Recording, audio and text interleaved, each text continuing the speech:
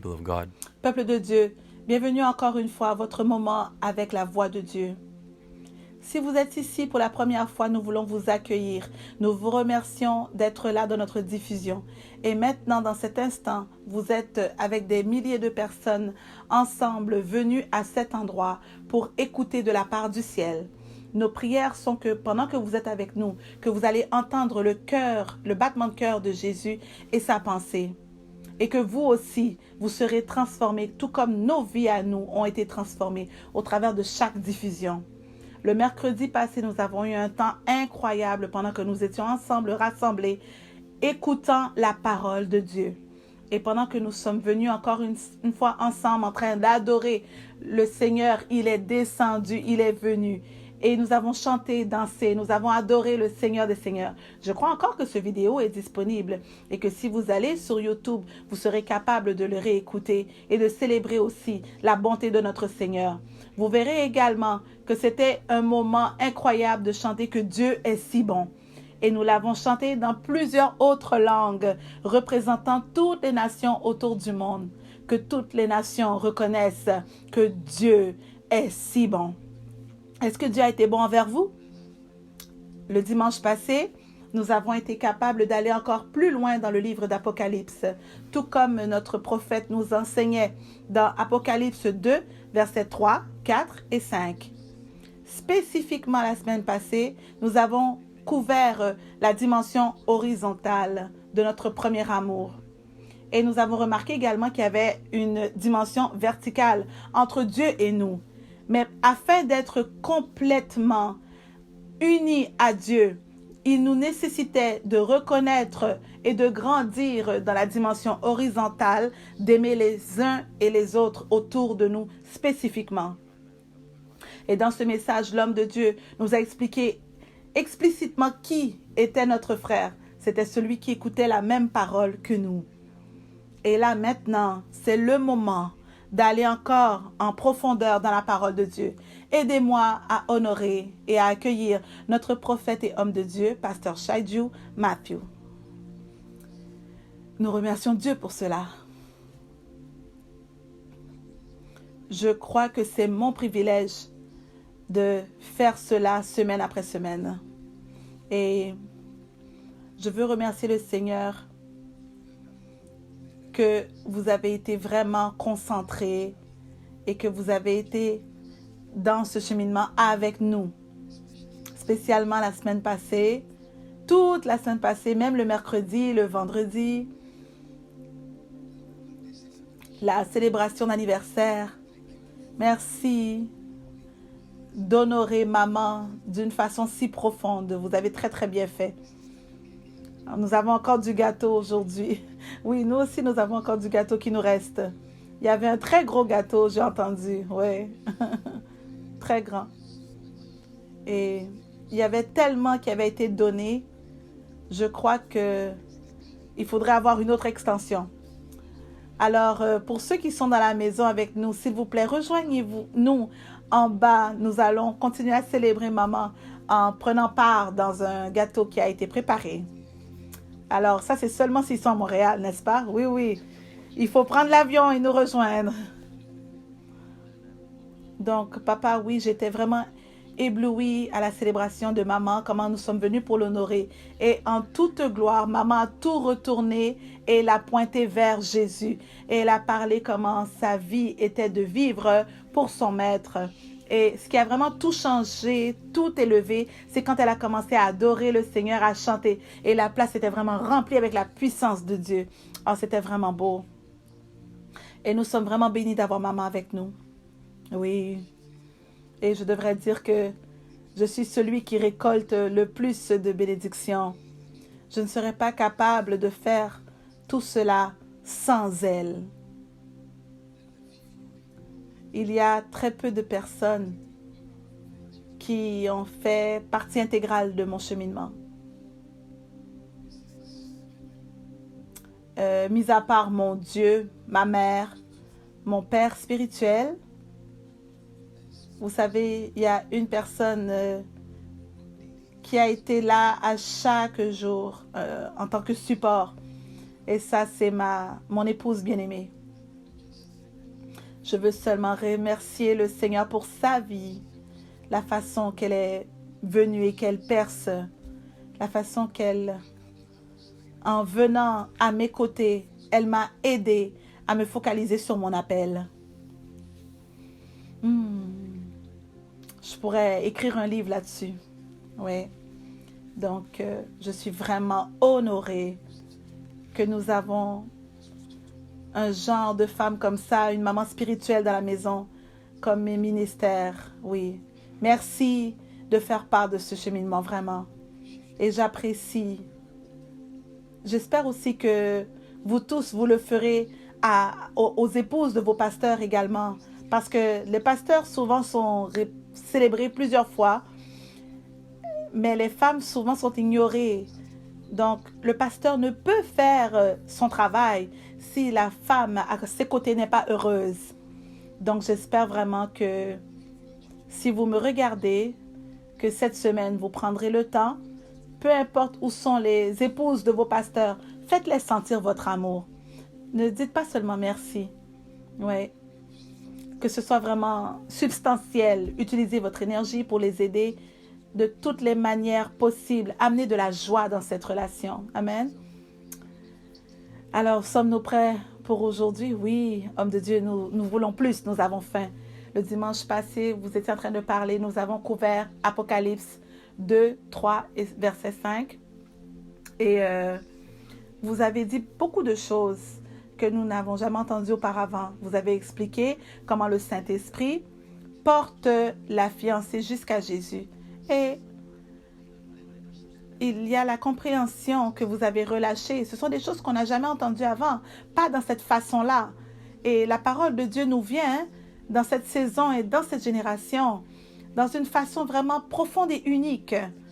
Et cela crée encore plus de passion et de désir pour plus, avoir plus. Donc, nous voulons vous remercier pour cela. Merci. Oh, gloire à Dieu. Gloire à Dieu, gloire à Dieu. Donc, nous avons faim. Nous voulons écouter la voix de Dieu. Qu'est-ce qu'elle dit aujourd'hui? Amen. Alors, cette série est très importante. Au travers des Écritures, la façon que les Écritures sont parvenues aux gens, au peuple, ils avaient des rencontres, ils étaient portés par l'Esprit, inspirés par les lettres. Mais ce parchemin est différent parce que c'est une rencontre que l'homme de Dieu a eue face à face avec le Seigneur Jésus dans une dimension terrestre. Et chaque autre fois, vous voyez que même quand Moïse a rencontré Dieu, à un moment, dans l'Ancien Testament, les choses sont devenues tangibles. Moïse était physiquement sur la montagne. Et les nuages sont descendus sur cette montagne. Et il a entendu Dieu pendant qu'il était là. Mais dans ce moment précis, ce n'est pas la même chose. À ce moment-là, Jean est maintenant en train d'entrer dans une dimension céleste. Vous pouvez entendre la voix de Dieu lui dire « Viens jusqu'ici, en haut ».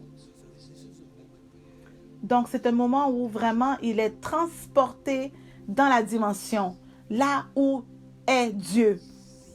Et il voit Jésus parmi les chandeliers. Il se tient et il regarde et il entend directement à partir de la bouche du Sauveur Jésus. Et ça, c'est comme nulle autre lettre écrite. Parce que c'est le témoignage de quelqu'un qui n'a pas été témoin de Jésus dans la dimension naturelle. Mais là, il l'entend à partir d'une très haute dimension. Donc, voilà le cas. Et que ça a été reçu d'une haute dimension. Nous ne pouvons réduire ce genre d'études en des histoires simples compréhensible ou une théologie très simple. Parce que j'ai peur que c'est ce que plusieurs théologiens font.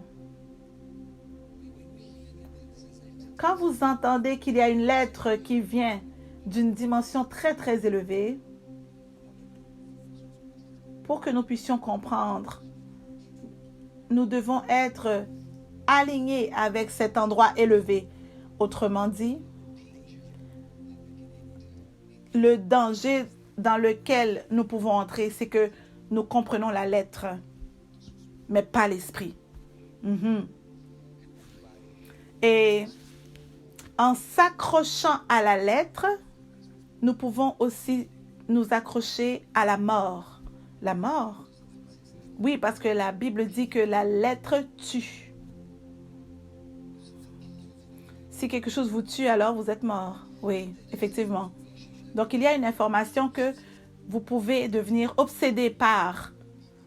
Vous pouvez même être marié à cette révélation. Et la Bible dit que la connaissance vous élève. Et avant, la chute précède la gloire. Alors, cela peut être pour quelqu'un qui est obsédé avec l'information, mais pas par l'esprit qui est derrière cette information. Alors, nous commençons vraiment. Oui, imaginez. Donc, on regarde pourquoi ces parchemins ont créé beaucoup de divisions.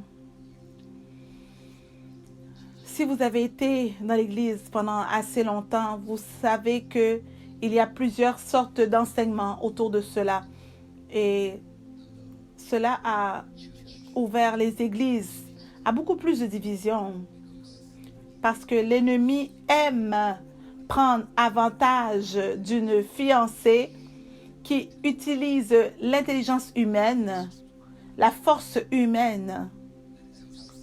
C'est comme ça que Satan fonctionne.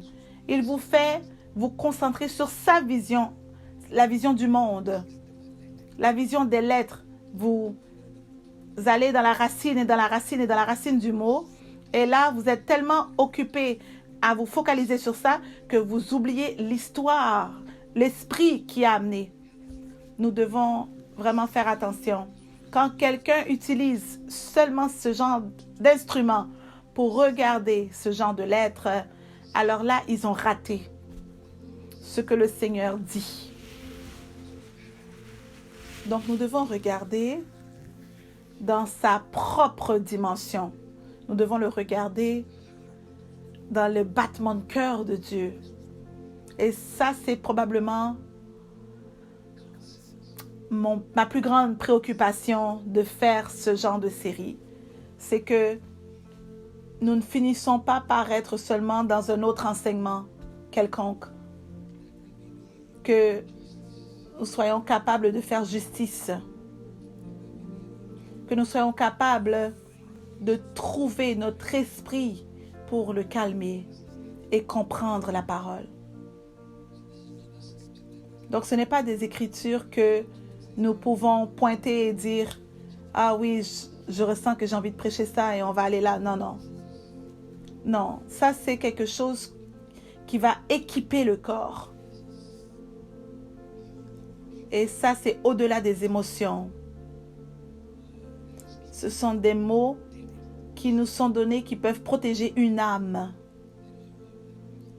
Il y a des mots qui protègent l'âme de l'enfer, qui protègent l'âme de la déception, du mensonge.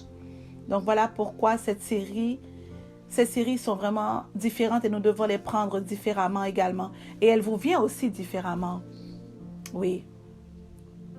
Oui, nous pouvons le dire, homme de Dieu, quand vous donnez la parole, ce n'est pas un séminaire théologique. Ce n'est pas être enseigné juste de la connaissance. On peut sentir le poids qu'il y a derrière ces paroles.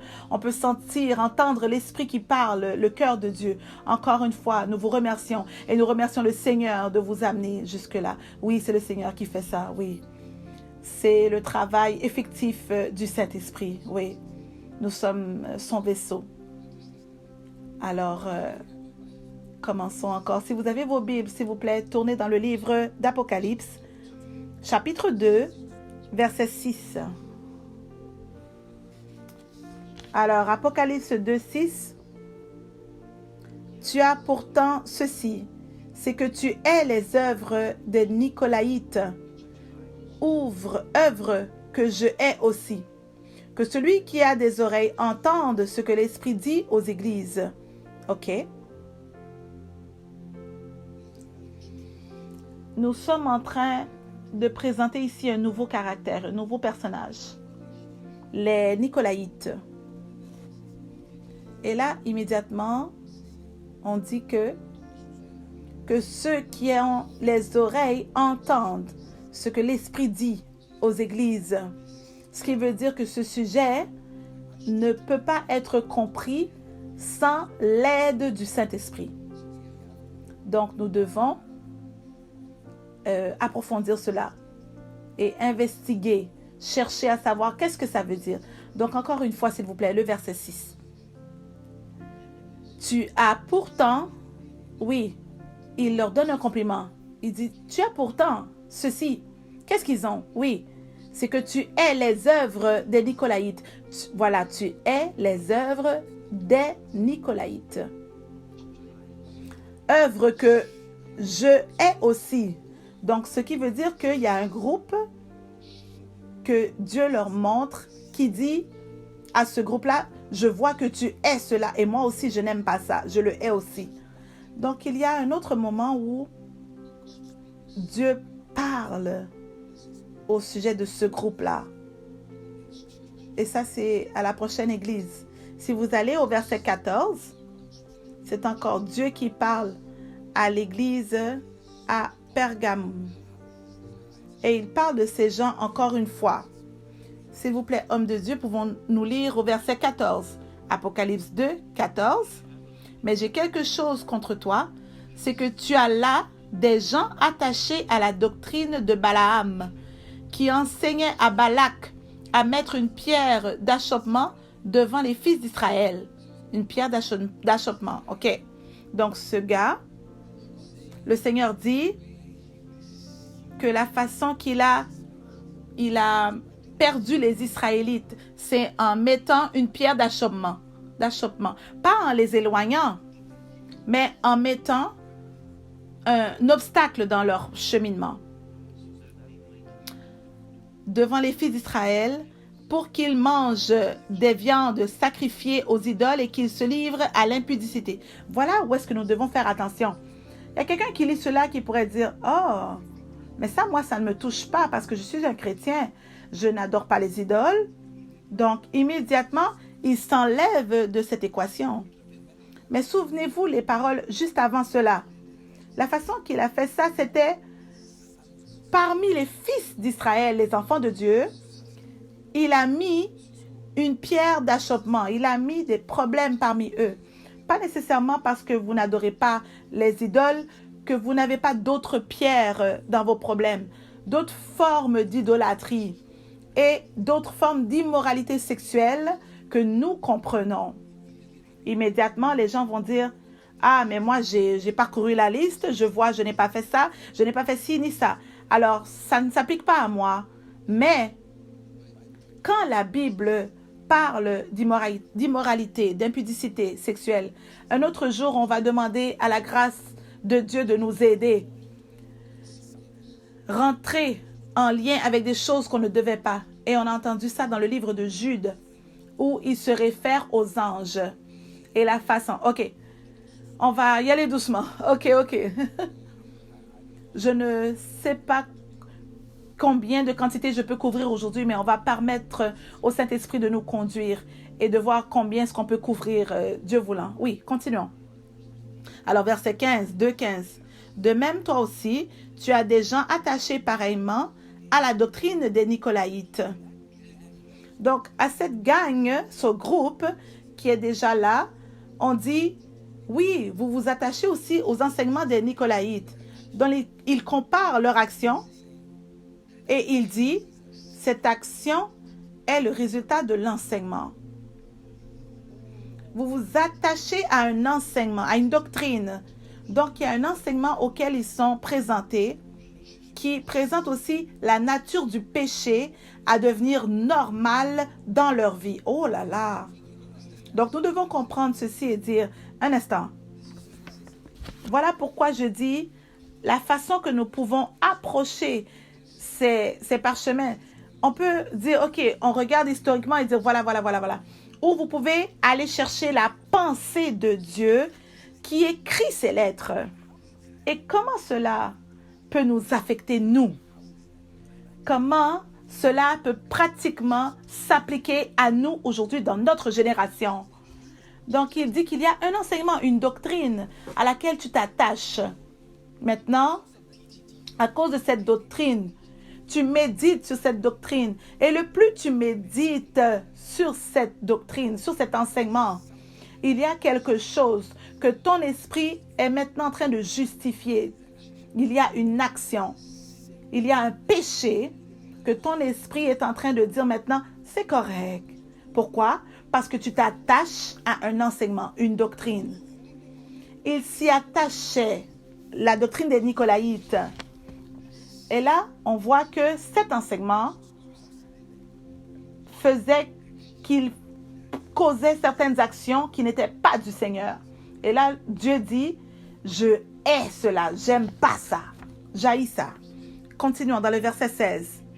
Repens-toi donc, sinon je viendrai à toi bientôt et je les combattrai avec l'épée de ma bouche.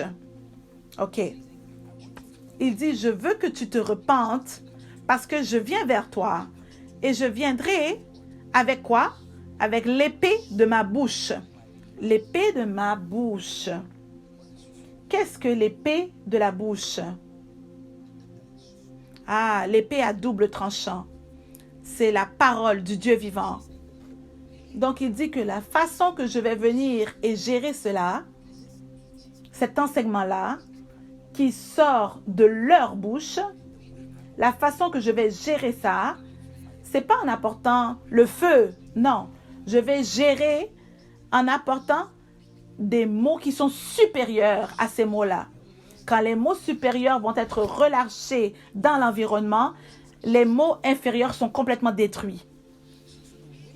Donc, la façon que Dieu dit, il dit, je vais gérer cela avec vous qui vous attachez à des mots, vous utilisez des mots pour éloigner mon peuple, vous utilisez des paroles pour mettre des blocages dans leur cheminement, des pierres d'achoppement, vous utilisez des mots pour les blesser, pour les présenter à des péchés de la chair, vous utilisez des paroles pour justifier leur conscience.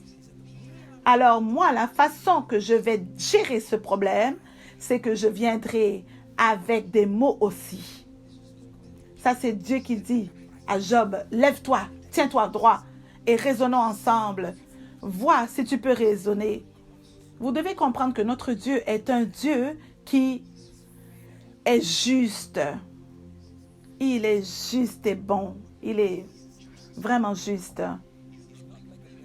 Il n'est pas comme le parent qui dit « Obéis-moi parce que je suis le parent ». Non. Il dit « Je vais t'amener des raisons. Essaye de t'y tenir, essaye de t'y lever contre. » Parce que ces paroles sont suivies par le jugement. Donc, nous allons essayer de localiser la source de cela. S'il vous plaît, si vous ouvrez la Bible dans Acte 6, verset 5 et verset 6, dans le livre des Actes. Acte 6, 5 et Acte 6, 6. Alors, verset 5. Cette proposition plut à toute l'assemblée. Ils élurent Étienne, homme plein de foi et d'Esprit Saint, Philippe, Prochor, Nicanor, Timon, Parménas et Nicolas, prosélyte d'Antioche. Vous avez entendu les noms ici? Et Nicolas, Nicanor, oui. C'était qui? Nicolas le prosélyte, il était d'où? Il était d'Antioche. Nicolas prosélyte, ça c'est le 7e. Donc ça commence à être très très intéressant. Ok, on est excité à entendre.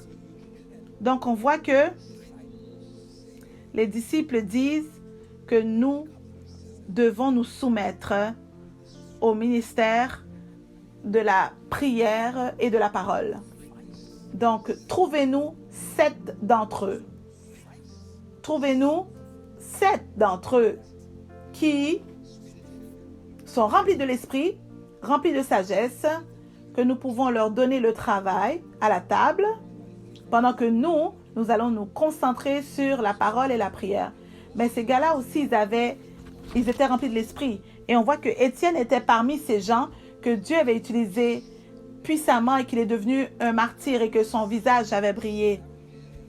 Et nous voyons aussi qu'ils étaient oints à parler. Ils étaient oints avec la sagesse, la grâce de dire les choses au bon moment et de la bonne manière. Et on voit que Nicolas, il était le 7e. Comme Judas a été le 12e.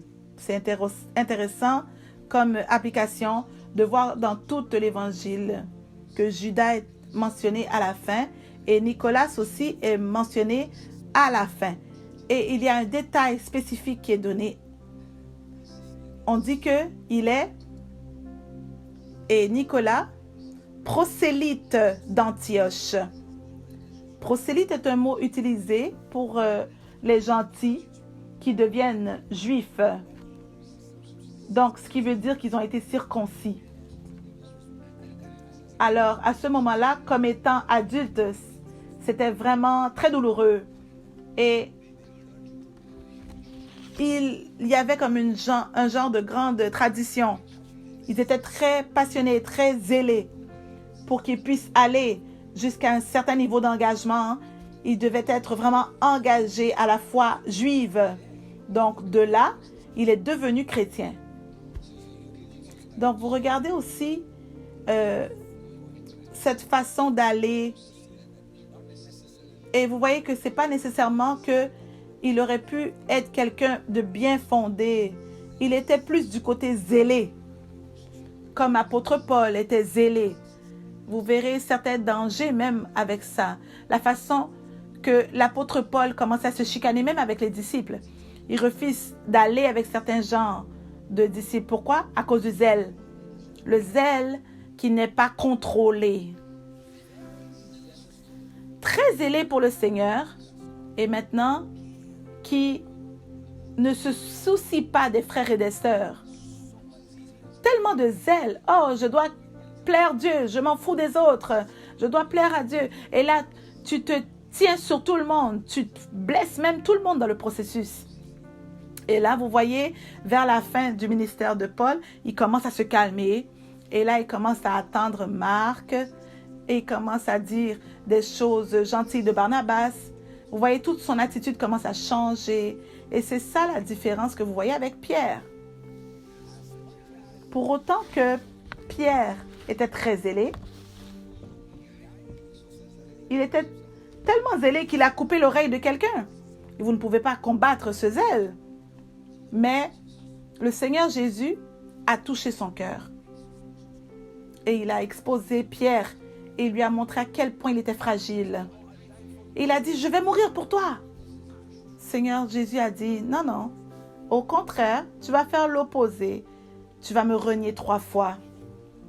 Quand le Seigneur Jésus a exposé le brisement de son esprit, quand il n'est pas là pour aider le maître, mais qu'il a besoin de l'aide du maître, dans ce brisement-là, il y avait une saison de dépression. Et le Seigneur Jésus a été auprès de lui et lui a dit, si tu m'aimes vraiment, alors paie mes brebis, nourris-les, nourris-les. Et là, on peut voir le langage de Pierre qui change, son caractère. Quand Paul se tient au visage de Pierre, vous ne verrez jamais Pierre qui dit, « Hé, enlève-toi de mon visage là. La dernière fois que quelqu'un était devant moi, je lui ai coupé l'oreille, hein, attention. Et toi, tu es venu hier, hein? Moi, j'étais le plus bruyant de mon groupe. J'étais le plus dramatique de mon groupe. J'étais celui qui avait marché sur les eaux. Ah, si vous lisez les épisodes de Pierre, vous ne verrez jamais de la prétention. Vous ne verrez jamais, il était une fois que je marchais sur les eaux, au 3e pas, et tous les disciples étaient avec moi. Non, non, vous ne verrez pas cela. Rien de tout ça, non. Mais avec l'apôtre Paul, vous verrez beaucoup de gonflements. Quelle est la différence entre ces deux-là? Il y a un qui était trop zélé. Ça lui a pris du temps de descendre à la maturité. Beaucoup de dons, beaucoup d'onction, beaucoup de zèle. Ça me rappelle quand nous sommes tellement zélés pour le Seigneur que nous ne regardons pas comment nous agissons. Et vous le voyez au travers de plusieurs jeunes ministères. Avec le peu qu'ils connaissent, ils commencent à critiquer toutes les autres personnes autour. Mais si vous leur donnez du temps, si vous pouvez trouver quelqu'un qui est dans le ministère depuis assez longtemps, vous trouverez quelqu'un qui est lent à critiquer, qui n'est pas pressé, parce qu'ils savent, ils ont vécu assez longtemps pour savoir qu'il n'y a personne de parfait. Mais ceux qui sont en feu pour le Seigneur, ceux-là, c'est eux qui doivent faire attention à apprendre à fermer la bouche. Le zèle qui peut vous éloigner du Seigneur, même dans l'Église. Vous verrez un frère, une sœur qui sont en feu. Non, on ne peut pas faire ça. Non. Et elle va aller corriger d'autres nouveaux croyants. Non, tu ne peux pas te tenir comme ça. Tu vas faire partir ce nouveau converti qui est venu pour la première fois. Trop de zèle. Ça, c'est la connaissance sans la compréhension. Beaucoup d'informations, mais aucune maturité pour analyser et diriger cette connaissance. Ça va vous rendre super zélé. Et ça a été la chute de Nicolas.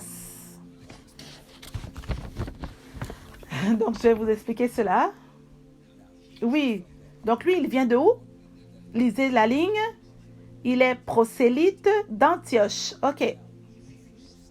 Si nous étudions l'histoire de l'Église, le père des églises a écrit des livres. Ils ont mentionné ce gars. Et là, qu'ils ont dit que ce jeune homme, parmi les 7, il s'est éloigné. Et il a commencé à... Il y a beaucoup de contextes. Quand vous voyez quelqu'un qui sort, qui s'enlève, qui s'éloigne d'un groupe, il y a toujours un livret que l'ennemi plante. C'est pas comme si un matin, il se réveille et dit « Ok, moi, je m'éloigne ». Non, il y a quelque chose qui est semé, un mensonge que l'ennemi plante dans l'esprit. Ils veulent quelque chose tellement désespérément, ils désirent tellement. Et voilà pourquoi la Bible dit « Ne soyez pas prompts à imposer les mains à un nouveau croyant, quelqu'un de jeune dans la foi, quelqu'un qui n'est pas établi, quelqu'un qui n'est pas enraciné assez. » Donc, il y a des gens qui seraient très loin, avec beaucoup de talent et tout, mais cela ne veut pas dire que vous êtes mature spirituellement. Cela ne veut pas dire que vos émotions sont stables. Cela ne veut pas dire que vous êtes prêts. Et voilà pourquoi il dit, ne soyez pas prompts à imposer les mains. Voilà le rôle du Père. Vous les amenez, vous leur permettez, vous leur donnez un micro, vous leur donnez une plateforme. Mais cela ne veut pas dire qu'ils ont la maturité. Mais vous les laissez faire sous votre supervision. Vous les laissez aller doucement. Vous êtes là alors pour les prendre et les corriger. Et au moment qu'ils s'éloignent de cette correction, le moment qu'ils pensent qu'ils savent plus que vous, c'est là que vous voyez la manifestation de l'esprit qui détruit les églises. OK? Qu'est-ce qui s'est passé avec ce gars-là? Il a commencé à prendre une part de la vérité. Je crois que c'est dans Acte 15, versets 23 et 24. Acte 15, 23. Ils échangèrent d'une lettre ainsi conçue, les apôtres, les anciens et les frères aux frères d'entre les païens qui sont à Antioche, en Syrie et en Cilicie. Salut. Et là, on parle des problèmes qu'il y a à Antioche. Alors, 24. Ayant appris que quelques hommes partis de chez nous et auxquels nous n'avions donné aucun ordre. Alors, ça veut dire qu'il y a quelques hommes partis de chez nous. Nous les avons imposé les mains, nous les avons envoyés. Et là, quand ils sont venus, ils avaient le nom qui nous appartenait. Mais ils ne nous appartenaient pas pour de vrai. Donc, si vous regardez ce chapitre, vous verrez qu'au début, il y avait toute une division qui a pris place en rapport à comment les gens sont sauvés. Est-ce que la circoncision était importante? Il y avait toute une division. Donc, les anciens sont venus ensemble et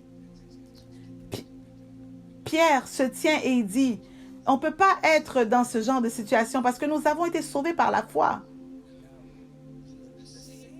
Donc, la même grâce qui nous a amenés dans cette grâce, nous devons nous souvenir que nous n'avons pas besoin de la circoncision pour recevoir le salut. Donc, il amène cette correction. Et là, il envoie la correction au retour à Antioche. Donc, eux, ils corrigent une théologie. Donc, il y a des gens qui sont venus. Et là, nous savons que Nicolas était prosélyte. Il marchait avec ce transfert qu'il a reçu, avec cette imposition des mains. Maintenant, il a été imposé les mains. Pourquoi? Pour la distribution du pain. Et vous commencerez à voir qu'il a surpassé sa position. Alors, s'ils m'ont mis comme étant un leader, c'est peut-être parce que je suis important. Donc maintenant, il s'est positionné dans une position qu'il ne devait pas rentrer dedans. Et il a commencé à enseigner des choses que maintenant, les apôtres ont dû rentrer et commencer à corriger. Pour dire, il y en a qui sont venus de nous. Voilà, continuons dans le verset 24. Alors, ayant appris que quelques hommes partis de chez nous et auxquels nous n'avions donné aucun ordre vous ont troublés par leur discours et ont ébranlé vos âmes. 25. Nous avons jugé à propos, après nous être réunis tous ensemble, de choisir des délégués et de vous les envoyer avec nos bien-aimés Barnabas et Paul. Maintenant, il dit, on n'a pas dit de venir vous enseigner. Donc maintenant, on va vous envoyer Paul et Barnabas. Et eux, ils sont nos bien-aimés. Écoutez-les, eux. Donc déjà, on voit comment l'ennemi a commencé à travailler. Quelqu'un qui n'était pas envoyé vers eux commence à les enseigner des choses. Et il dit que, non, vous ne l'avez pas envoyé. Mais vous l'avez écouté, vous les avez écoutés parce qu'ils sont de la même église.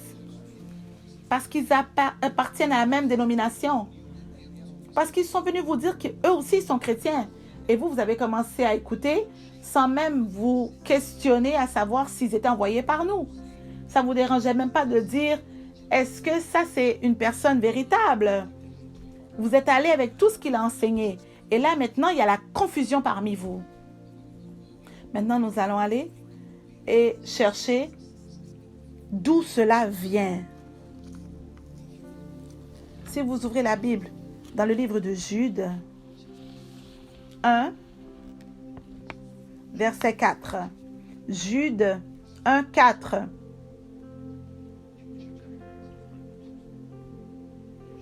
Car il s'est glissé parmi vous certains hommes dont la condamnation est écrite depuis longtemps, des impies qui changent la grâce de notre Dieu.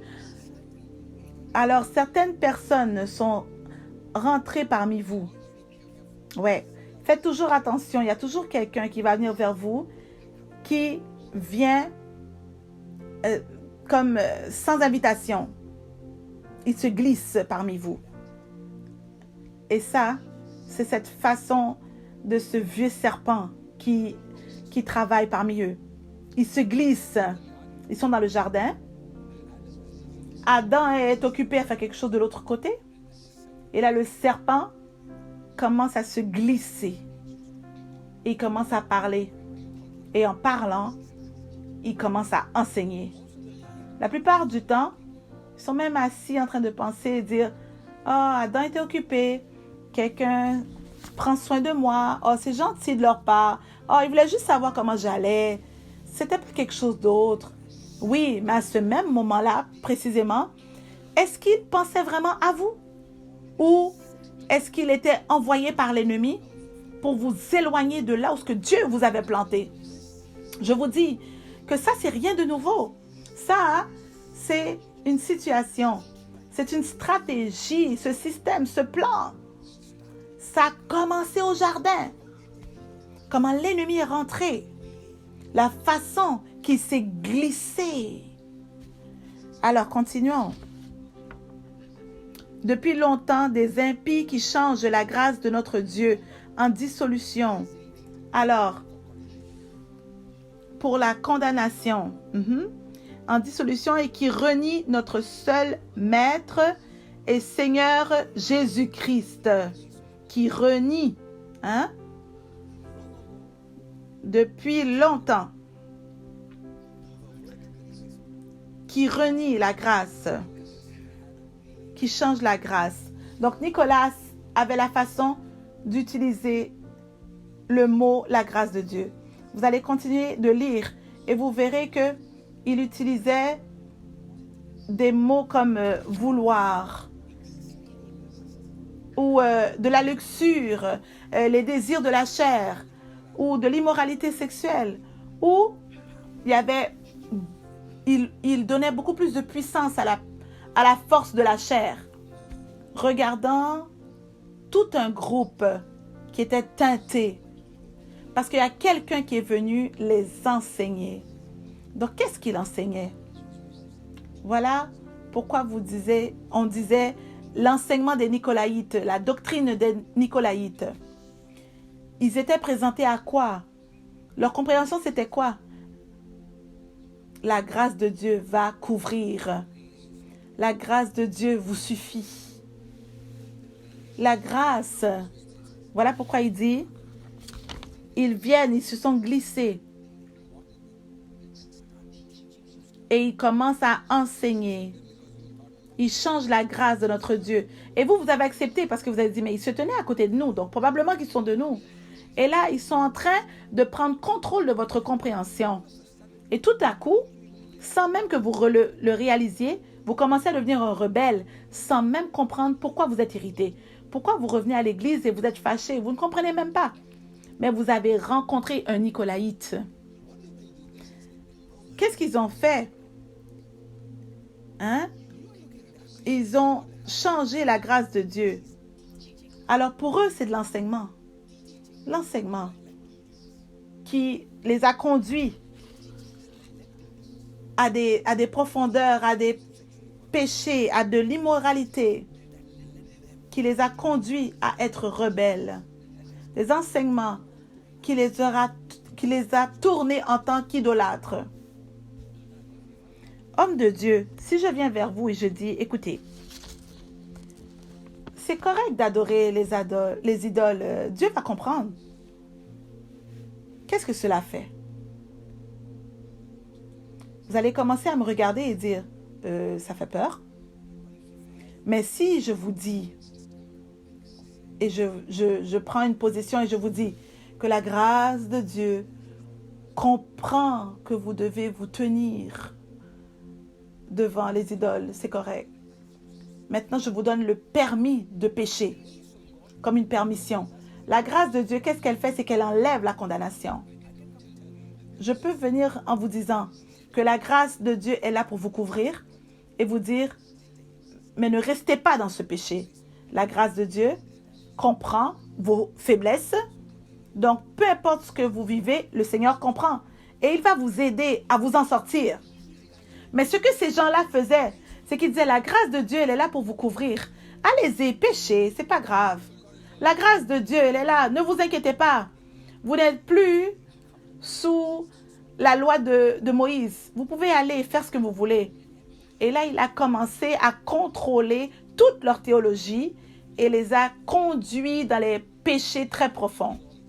Leur théologie était que pour autant que nous sommes dans la chair, nous pouvons pécher parce que c'est notre esprit qui est sauvé. Et ça, ce sont des informations enregistrées par les pères anciens. C'est ça leur enseignement. Que parce que la chair, c'est elle, la nature qui tombe, c'est ok, c'est correct de pécher.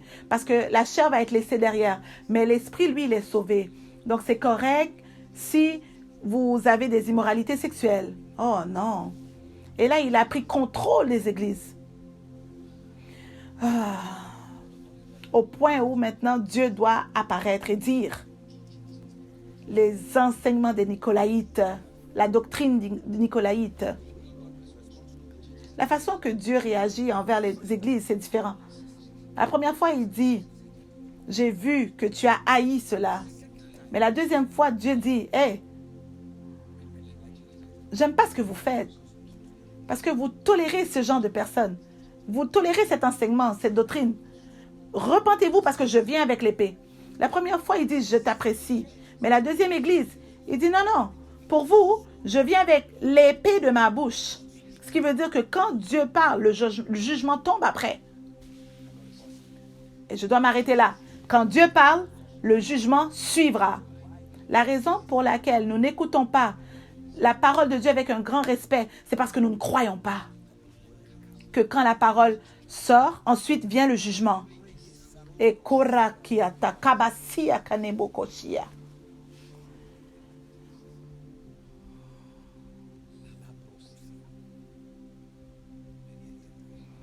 Plusieurs fois, nous entendons la parole de Dieu. Et l'Esprit de Dieu nous convainc. Et nous savons que le Seigneur est en train de nous dire, corrige cette sphère, corrige cette dimension. Mais nous ignorons. Nous ne portons pas attention. Nous pensons que, c'est juste le pasteur qui prêche aux vidéos, l'homme de Dieu qui dit quelque chose et tout le monde dit quelque chose. Alors lui aussi, il parle. Vous ignorez la voix de l'Esprit qui vous appelle à la correction, qui vous appelle à vous aligner, vous redresser. Et au contraire, vous permettez cette nature de vous conduire. Chers bien-aimés, j'ai la crainte de vous amener cette parole. Mais je veux que vous sachiez que le jugement précède la parole de Dieu. Dans pas beaucoup de temps, le Saint-Esprit va continuer de frapper à la porte de votre cœur. Il y aura certainement un moment que l'Esprit de Dieu va arrêter de négocier avec votre esprit pour changer. Et à un point, vous verrez que le Seigneur va se reculer, s'éloigner. Et ce jour-là sera le jour le plus pitoyable de votre vie. Ce jour-là, c'est le jour que nous mourrons. Vous verrez que Dieu vient vers Adam et dit, le jour que tu mangeras de ce fruit, c'est le jour que tu mourras. Et là, quand même, vous voyez que il a vécu pour des centaines d'années dans le temps humain. Mais au même moment, la mort avait déjà commencé en lui. Maintenant, pendant que vous êtes assis, votre corps est en train de vieillir. À chaque seconde, vous êtes plus proche de la mort. Et les gens pensent que le jour que vous êtes mort, c'est ce jour-là que vous êtes mort. Le jour que vous mourrez. Non, vous êtes mort déjà auparavant depuis longtemps. Vous étiez seulement en train d'accomplir le jour de la mort qui avait commencé à votre naissance. Le jour où vous désobéissez à la parole de Dieu, la mort est déjà envoyée dans votre esprit. Donc quand vous voyez qu'il n'y a rien qui se passe autour de vous, il n'y a rien qui tombe, je suis encore là. Oh, ne soyons pas trompés. Maintenant, dans le livre de Jude, on en parle.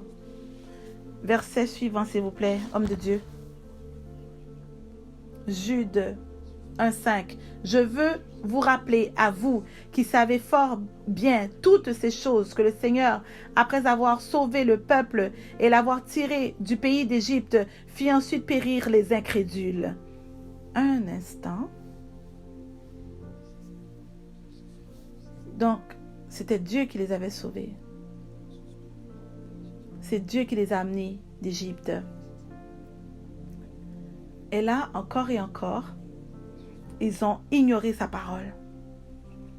Ils n'ont pas réalisé. que Dieu attendrait 40 longues années jusqu'à ce que toute une génération périsse. Peuple de Dieu, s'il vous plaît, écoutez-moi. Aide-nous, Seigneur. Quand la parole nous vient, la vie nous vient aussi. Et là, nous rejetons cette parole. Donc, du même coup, nous rejetons la vie.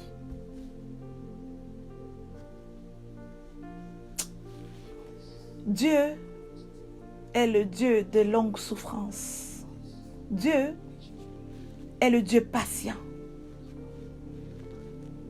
Mais combien de temps sera-t-il encore patient? Et c'est toute une génération qui a passé. Et là, il va plus profondément. Donc, il commence avec les Nicolaïtes. Et là, il va en Égypte. Maintenant, il va aller où? Continuons, verset 6. Qu'il a réservé pour le jugement du grand jour, enchaînés éternellement par les ténèbres, les anges qui n'ont pas gardé leur dignité, mais qui ont abandonné leur propre demeure.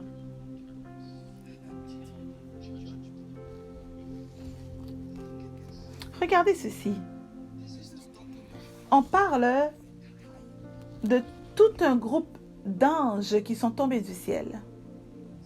Et ils disent qu'ils ne sont pas restés dans un endroit d'autorité, ce qui veut dire qu'on leur a donné autorité. Et ça va devenir intéressant. J'espère que je ne vous ai pas perdu. OK. Toute cette situation, cet esprit que nous parlons, est en train de... Nous dealons avec l'esprit des Nicolaïtes. Laissez-moi vous donner le contexte. Ceux qui suivent Christ, on les appelle chrétiens. Ceux qui suivent l'enseignement de Nicolas sont des Nicolaïtes. Donc, on voit deux groupes. Donc, vous ne pouvez pas être un chrétien et après dire que je suis influencé par les Nicolaïtes. Parce que soit vous suivez Jésus ou vous êtes influencé par cet esprit. Je l'appelle esprit, pas un individu. Non, parce que cet individu lui-même a été aussi une victime de cet esprit. Oh, quand quelqu'un dit l'esprit de Jézabel, ne pensez pas que la femme Jézabel s'est tournée en un esprit et là, a formé l'esprit de Jézabel. Non, cette femme elle-même était une victime. Souvenez-vous, il y avait plusieurs sortes d'anges qui sont tombés du ciel. Beaucoup de fonctions. Donc, si vous entendez Jézabel, ce que nous allons toucher bientôt, c'est un esprit. Quand vous entendez au sujet des Nicolaïtes, ça aussi c'est un autre esprit. Quel est cet esprit? L'esprit des Nicolaïtes. Quel genre d'esprit est-ce que c'est?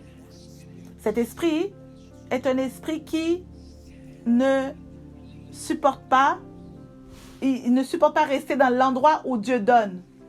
Et il veut toujours essayer d'aller dépasser l'autorité. Relisez la ligne que vous avez lue encore une fois. Jude 1,6.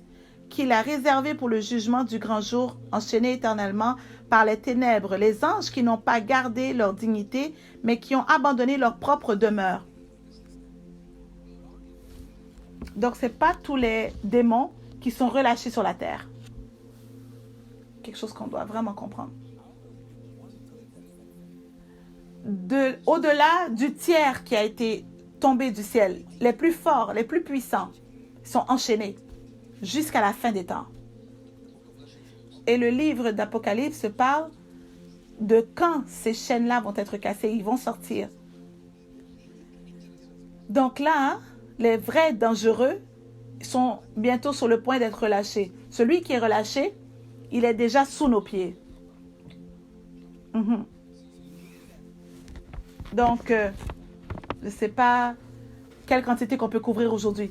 Homme de Dieu, je vous dis, maintenant nous sommes collés à notre chaise. Nous n'allons nulle part. Nous voulons écouter le reste. Je vais vous montrer, pas à pas, avec la grâce du Seigneur. Seigneur Jésus, viens.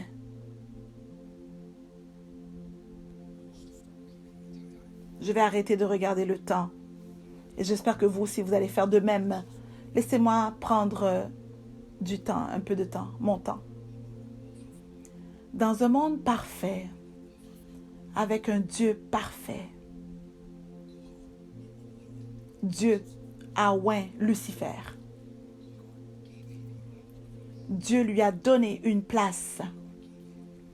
Dieu lui a donné une position. Le verset que vous avez lu dit « donner autorité ». Mais ça, c'était pas assez. Il voulait plus.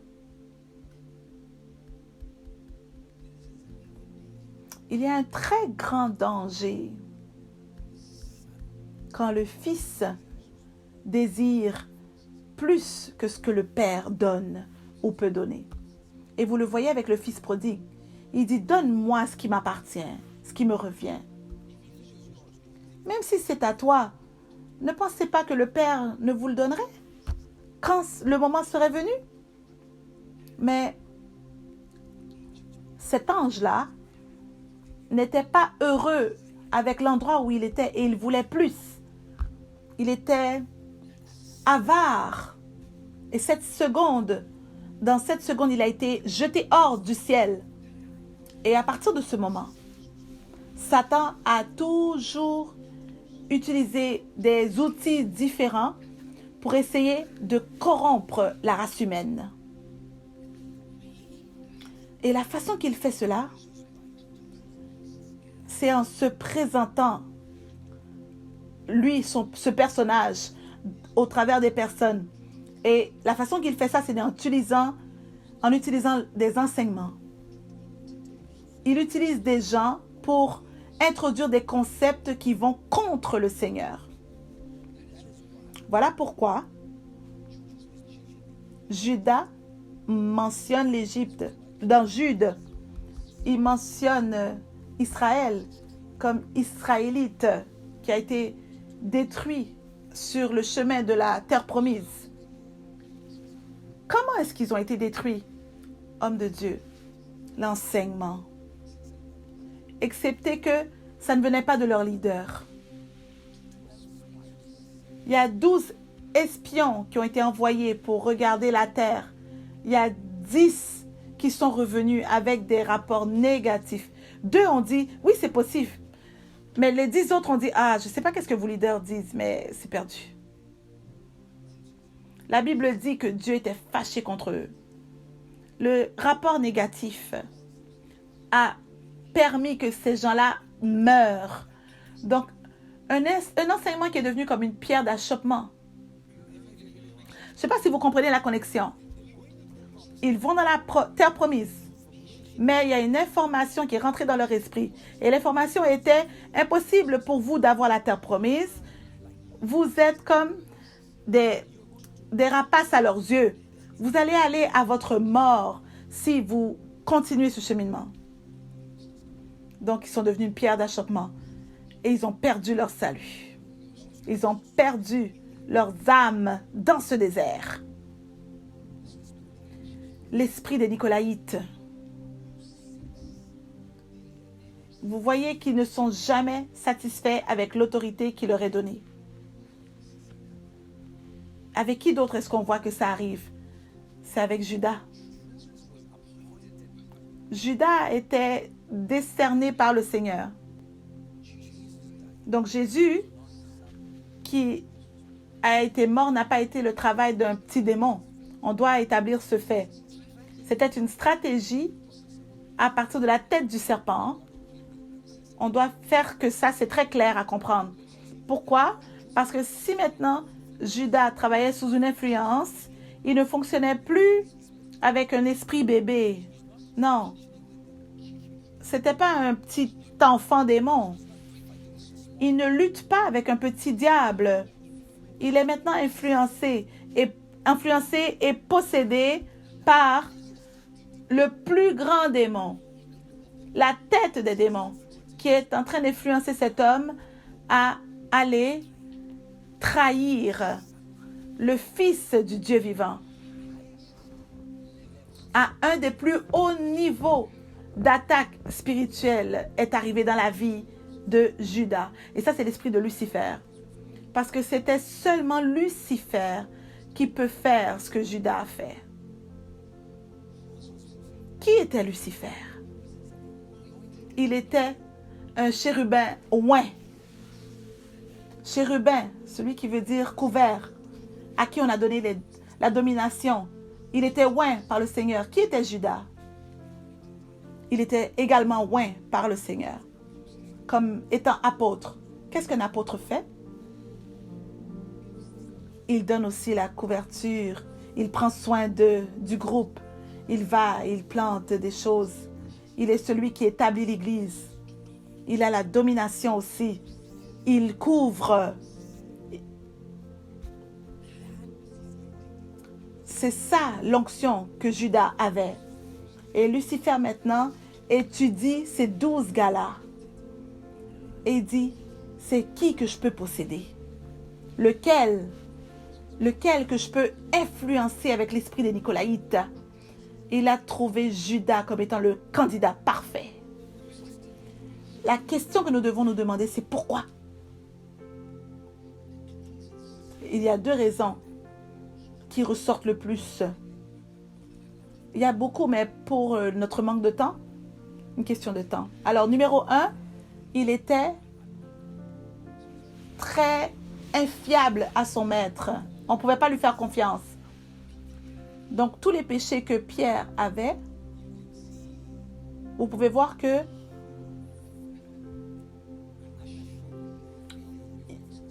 il avait échoué sans honte.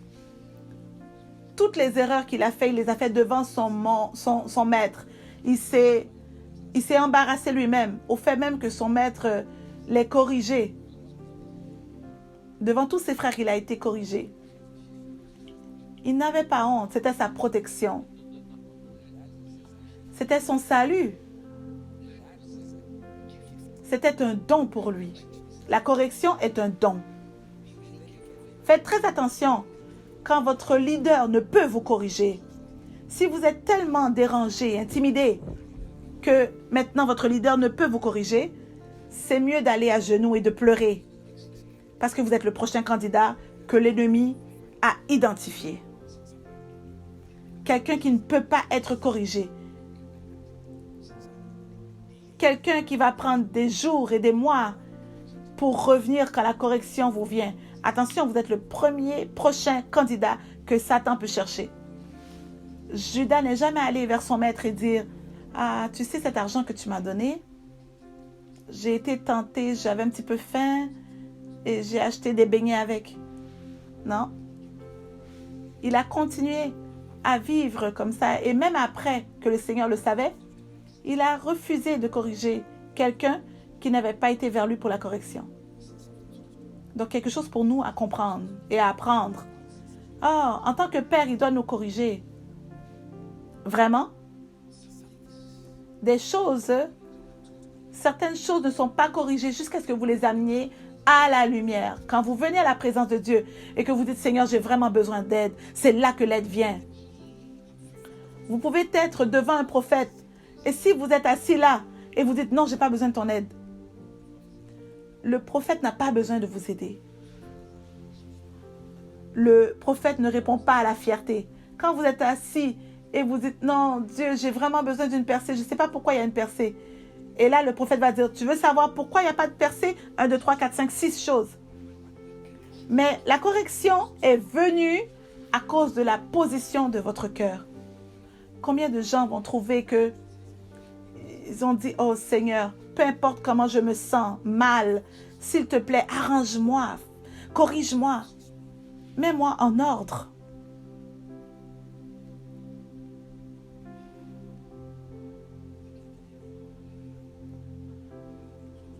Vous ne pouvez jamais cacher la vraie position de votre cœur. S'il vous plaît, remarquez que peu importe la façon que vous masquez, que vous agissez humblement, non. La dimension de l'esprit n'est jamais bafouée par votre science de l'extérieur. l'esprit, les deux, que de Dieu ou du diable. Ah, peu importe. Cet esprit, il ne se soumet pas à Jésus. Au contraire, il trouve d'autres gens qui vont religieusement rentrer en autorité. Parce que vous devez comprendre que cet esprit se tient autour des gens qui ont l'autorité.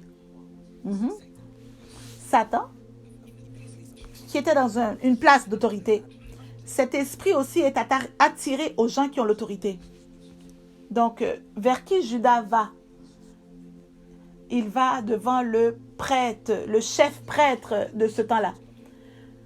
Homme de Dieu, de quoi vous pensez que Judas leur parlait? Vous pensez qu'il parlait de...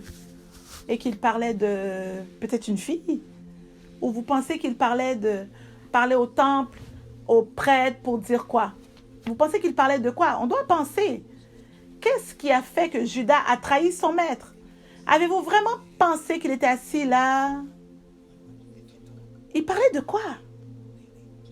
Ils ont parlé d'écriture. Vous n'avez pas entendu? Ils ont parlé d'écriture. Et le grand prêtre, il s'est assis, il a dit comment son maître était théologiquement dans l'erreur. Ils se sont assis semaine après semaine en train de laver le cerveau de Judas et de dire, non, toi, tu n'aimes pas vraiment Dieu? Est-ce que tu ne veux pas sauver le peuple d'Israël? Hein? Toi, déjà, le seul, tu vas être celui qui va sauver Israël de tout ce culte qui s'appelle Jésus. De quoi tu penses qu'il parlait? Ils l'ont convaincu qu'en faisant ceci, qu'il faisait la volonté de Dieu. L'esprit de Nicolaïte qui a ciblé les gens dans l'autorité est venu sur Judas parce que lui aussi, il était à un endroit où il ne voulait pas être complètement lié fiablement. Donc cet esprit est autour des gens qui ne sont pas fiables. Vous verrez avec Nicolas lui-même. Lui, il était parmi les 7 choisis et il devait prendre soin de quelque chose, gérer quelque chose. Mais qu'est-ce qu'il faisait à Antioche? Et c'est là leur point. C'est là que les apôtres ont dit, mais on ne l'a pas envoyé. On lui a dit de tenir les assiettes. Mais le frère, il aimait l'attention. Il aimait le fait que, oh, maintenant, je suis aussi appelé. Il aimait les titres. Et là, le voilà. Vous le voyez aller d'endroit à d'endroit et commence à être un instrument de Satan. Homme de Dieu, les chances sont que même Nicolas lui-même ne savait pas qu'il était utilisé par l'ennemi. Ça fait peur. Parce que vous voyez comment l'esprit peut aller et aller parce qu'il n'aime pas que tu sois soumis. Il n'y a personne qui l'a envoyé, mais lui, il veut aller. Dieu l'a mis à quelque part, mais lui, il n'aime pas se soumettre et être fiable. Et vous verrez, encore et encore dans notre génération, aussitôt que l'onction vient, vous n'allez pas aimer la fiabilité. Et vous verrez un langage et vous direz que la seule personne à qui je réponds, c'est à Dieu. Et la seule personne que j'ai besoin, c'est Dieu. Je n'ai pas besoin d'église, je suis l'église. Ça, c'est le langage des Nicolaïtes. Parce qu'ils ne veulent pas se soumettre. Et ce langage, vous le voyez seulement avec des personnes qui ne se soumettent pas. Vous le verrez. Oui. Personne qui se soumet va venir et dire « Ah, tu n'as pas besoin d'église. Ah. » Vous verrez ça, cet esprit-là se manifester seulement au travers de ce genre de personnes qui s'amusent dans l'autorité et ils diront à d'autres « Ne te soumets pas à l'autorité. » Eux, ils aiment enseigner, mais ils te diront « N'écoute pas les enseignements. » Ils aiment ce qu'ils font, mais ils sont quand même utilisés par l'ennemi pour rentrer dans la honte sans revers. Et là, ils vont dire, ah, lui aussi, il parle en langue. Oh, écoute sa voix, elle peut chanter très bien. Oh, regarde comment il lève les mains, il adore le Seigneur. Oh, il avait tellement d'écritures, de versets qu'il récitait. Mais en même temps, il n'avait pas été envoyé. Et là, ils l'ont éloigné du Seigneur. Il a été éloigné du Seigneur. Jude a une très belle conclusion. Si vous remarquez, il a seulement un chapitre. Alors, Jude 1, verset 17. Alors, Jude 1, 17. Mais vous, bien-aimés, souvenez-vous des choses annoncées d'arrivance par les apôtres de notre Seigneur Jésus-Christ. Il vous disait qu'au dernier temps, il y aurait des moqueurs marchant selon leur convoitise impie. OK? Donc, c'était déjà prédit, hein? Il dit que dans les derniers temps, ne soyez pas étonnés qu'il y ait des moqueurs. Ne soyez pas étonnés. Alors, ce sont ceux qui provoquent des divisions, hommes sensuels n'ayant pas l'esprit. Pour vous, bien-aimés, vous édifiant vous-même sur votre très sainte foi. Alors, cet esprit de Nicolaïte, si vous ne voulez pas être pris et contrôlé par cet esprit, la façon de vous protéger de ces gens-là, à partir de cet esprit qui grimpe sur vous. Parce que vous ne réalisez même pas qu'ils sont dans l'église. Ce n'est pas un démon qui est en dehors de l'église et qui se manifeste et qui quitte. Non, non, non. C'est un esprit qui aime s'asseoir dans l'église. C'est pas, OK, je suis dans un bar et je veux pas aller au Seigneur. Non, non, celui-là, il aime l'église, cet esprit. Et quand il rentre, il y a quelque chose qui se passe. Vous verrez tranquillement que vous êtes éloigné du Seigneur. Votre passion est retirée. Vous devenez comme eux. Vous commencez à vous rebeller. Vous commencez à avoir la division dans votre cœur. Vous venez dans votre église et vous vous isolez. Cet esprit est en train maintenant de prendre contrôle sur vous. Et il dit, la seule façon de vous protéger de cet esprit, c'est comment? Dans Jude 1, 20. Pour vous, bien-aimés, vous édifiant vous-même sur votre très sainte foi et priant par le Saint-Esprit. Il y a un devoir que vous avez, une responsabilité que vous avez, que toutes sortes de stratégies démoniaques qui sont envoyées contre nous pour nous éloigner de notre héritage du Seigneur. Peuple de Dieu, toutes sortes d'esprits démoniaques, que ce soit une stratégie jézabélique ou encore nicolaïte, toutes sortes de stratégies sont utilisées contre les croyants. Donc, il y a des tentations qui sont à l'extérieur. D'autres déceptions sont à l'intérieur. Et leur but, c'est quoi? De vous éloigner du Seigneur. Donc, il dit ceci. Vous devez vous édifier vous-même sur votre très sainte foi. C'est votre responsabilité que votre foi grandisse. C'est votre responsabilité que votre esprit grandisse. Je parlais à quelqu'un et je disais, beaucoup d'attaques allaient au travers de ce jeune homme. Il y avait beaucoup d'attaques.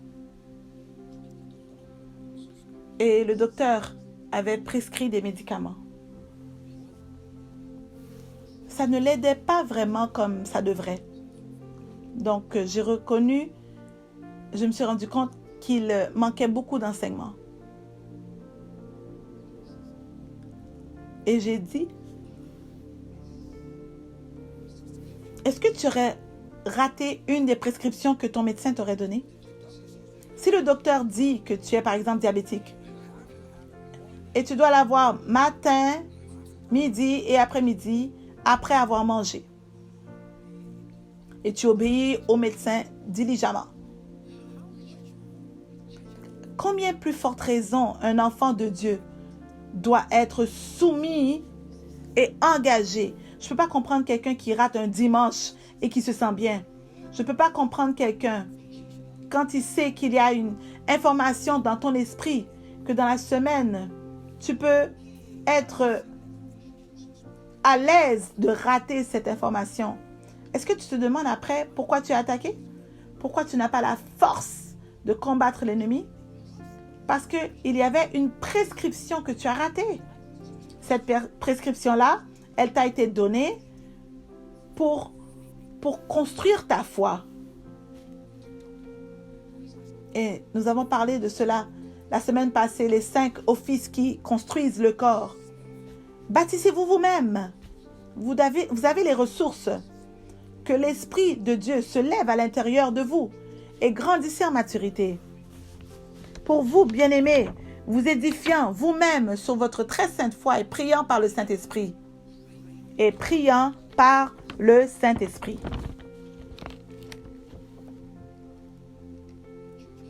L'Église, aujourd'hui,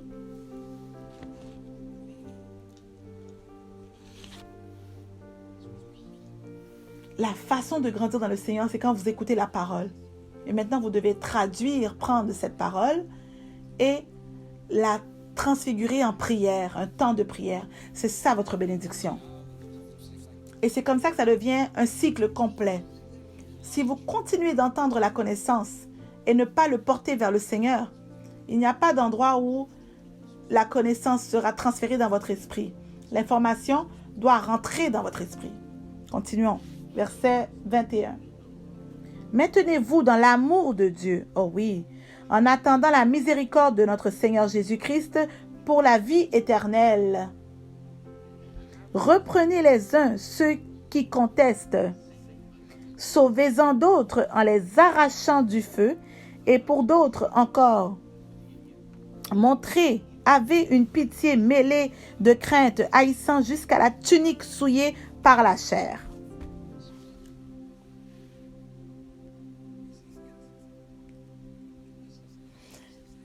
Oh, c'est tellement puissant. Il dit que nous devons vivre cette vie avec crainte et tremblement parce que nous sommes sous sa miséricorde. C'est sa miséricorde. Il y a tellement de choses dans nos vies qui peuvent nous éloigner du Seigneur. Donc, soyez vraiment enracinés en attendant le Seigneur avec miséricorde, pour avoir sa miséricorde. Et il dit, arrachez ceux que vous pouvez du feu. Enlevez-les de là. Quelle information dans votre esprit? Vous devez apprendre à la partager. Vous devez apprendre à la publier. Vous devez apprendre à tendre la main à ceux que vous pouvez rejoindre pendant que le temps passe. Je regardais certaines choses dans la dimension spirituelle. Comment l'ennemi est lentement en train de conquérir cette génération. Lentement en train de faire des péchés vraiment très, très laids, très sales, comme étant normal aujourd'hui, qui permet à notre génération à être exposée à des choses. Et ça n'a pas commencé aujourd'hui. Ça a commencé depuis que nous étions exposés aux films, qu'on était en train de s'exposer nous-mêmes à des vidéos de musique sensuelle. Et même dans les dessins animés, c'était introduit à nos enfants. Il rentrait des informations dans leur esprit qui allaient les corrompre. Aujourd'hui, 12, 14 ans, les enfants savent beaucoup plus que les autres savaient quand ils avaient 20 ans, anciennement. L'ennemi est vraiment en train de rendre ce monde comme lui, à son image, beaucoup plus encore. Et je vois qu'il y a une grande guerre contre la lumière et les ténèbres qui est en train de se passer maintenant. Et je peux vous dire à ce point que la lumière est encore en train de gagner. Mais il y a un moment que les ténèbres vont essayer de contrôler, de surpasser. Et il y a une saison, les derniers temps, que si nous ne prions pas, peuple de Dieu, si nous ne regardons pas au Seigneur, voilà pourquoi dans cette saison, nous devons essayer de toutes nos forces d'attraper des gens, de les arracher du feu. Et il dit, tout cela, vous le faites pendant que vous haïssez même la tunique souillée par la chair. Lisons encore cette dernière ligne. Souvenez-vous sauvez-en d'autres en les arrachant du feu. Et pour d'autres encore, ayez une pitié mêlée de crainte, haïssant jusqu'à la tunique souillée par la chair. Donc il dit que il y a une tunique. Chaque enfant de Dieu, on lui a donné une tunique. Vous le voyez dans le livre d'Apocalypse. Ils avaient une robe, une tunique blanche, et ils adoraient le Seigneur. Et il dit que dans ce cheminement de vie, dans ce voyage, protégez votre tunique. Enfants de Dieu, faites de votre mieux pour haïr le péché aujourd'hui. Ne soyez jamais habitués au péché. Ne soyez jamais dans une période de 24 heures que vous n'avez pas le temps de prier, de pleurer sur vos faiblesses. N'ayez jamais une saison dans votre vie qui va passer que vous n'êtes pas en train de chercher le Seigneur et de lui dire que ton sang me lave. Que ton sang précieux qui a été versé pour moi me nettoie de tout péché. Pour que quand tu retournes, Seigneur, que tu puisses encore me trouver avec de l'huile dans ma lampe et que ma lampe est encore en train de brûler.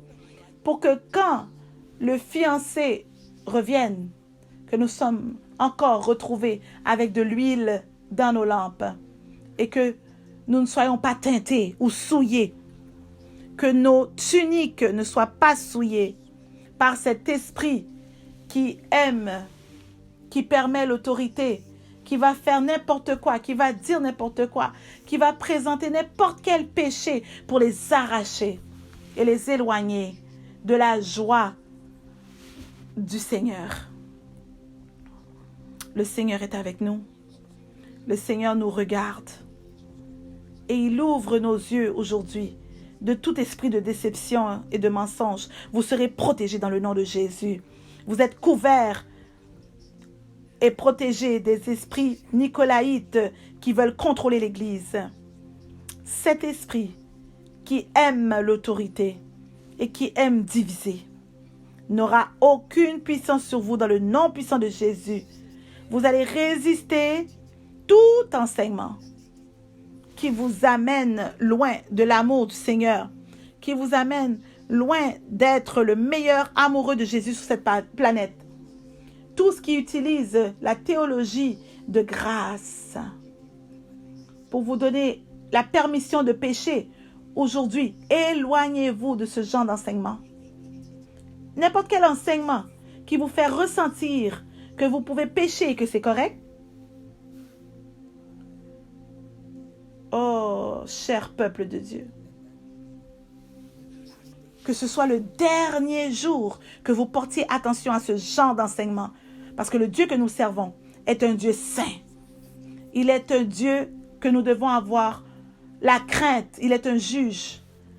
Et il revient pour sa fiancée. Et il veut une fiancée non pas nécessairement parfaite, mais qui a appris la façon de dépendre de lui parfaitement.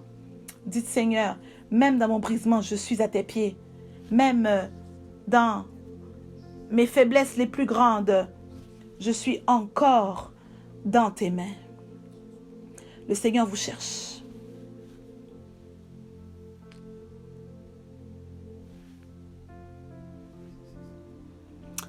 Le meilleur est à venir pour aujourd'hui. Je veux vous laisser avec cela. Préparez-vous. Mercredi arrive. Vous êtes bénis. Prophète, nous voulons vous remercier pour cet enseignement. Vous savez, avant aujourd'hui, on n'aurait pas vu.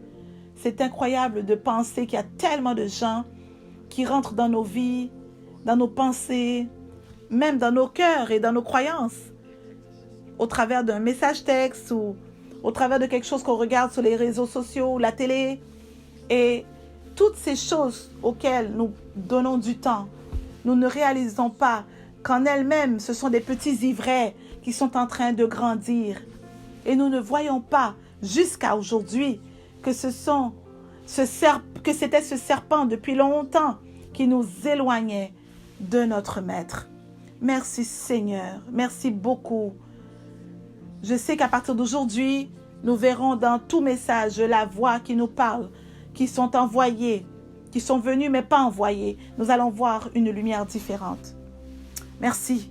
Peuple de Dieu, aujourd'hui nous sommes bénis au-delà des mots. Aujourd'hui c'est notre moment que vous n'oublierez jamais. Et c'est le jour que vous êtes devenus très bien protégés cette semaine. Restez, demeurez dans les instructions qui vous ont été données. Demeurez dans la parole. C'est un nouveau jour. Que Dieu vous bénisse.